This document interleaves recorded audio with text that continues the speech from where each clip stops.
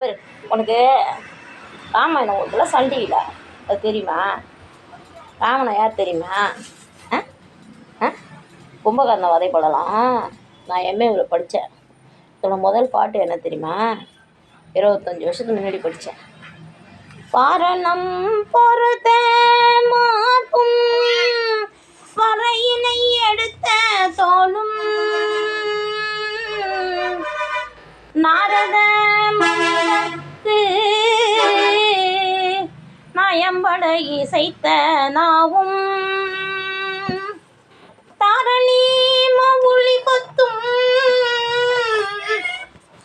சங்கரன் கொடுத்தவாளும்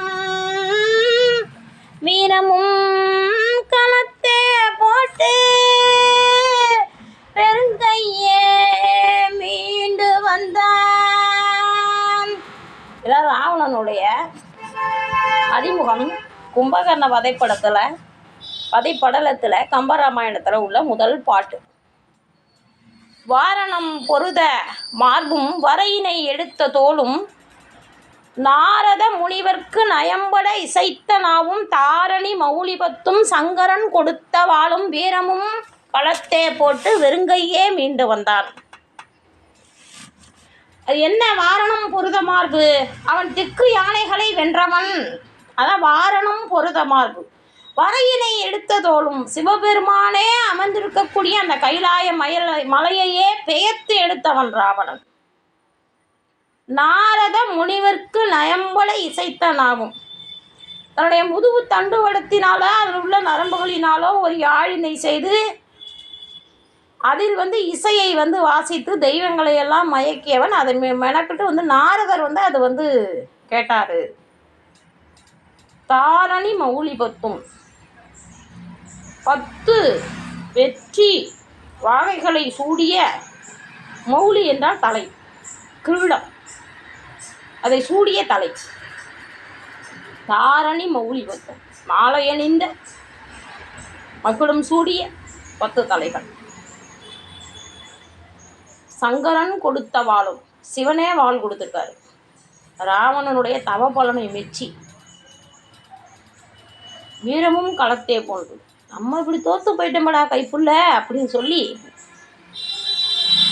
தலை குனிந்து ராமனுக்கு எதிராக கொலை ஆயினாய இன்று போய் நாளை வா என்று ராமன் கூறியதும், உங்களால் முடிந்த படைகளை திரட்டி கொண்டு மீண்டும் நாளை வாருங்கள், நான் இங்கே தான் இருப்பேன் அப்படின்னு ராமன் சொன்னதும் அந்த வார்த்தையை கேட்டு இப்படி ஒரு நிலையிலே, சோக நிலையிலே தான் ராவணன் நாடு திரும்பினான் போர்க்களத்திலே இருந்து என்று கம்பராமாயணம் காட்டுகிறது.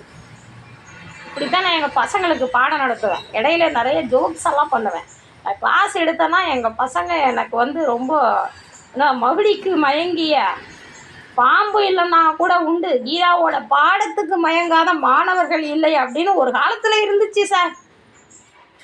இவ்வளவு தெளிவாக பேசுகிற ஒரு பெண்ணைத்தான் மனநோயாளின்னு சொல்லி முத்திரை குத்தி ஒரு கல்லூரியிலேருந்து துரத்துறாங்க. வன்னியர்களின் அறக்கட்டளைக்கு கீழங்கிய மருத்துவர் ராமதாசு கல்வி, கலை அறிவியல் கல்லூரி, மென்டலு. 2002 படித்த எம்ஏ பிஜி பாடம், அதில் வர்ற பாடல் இது.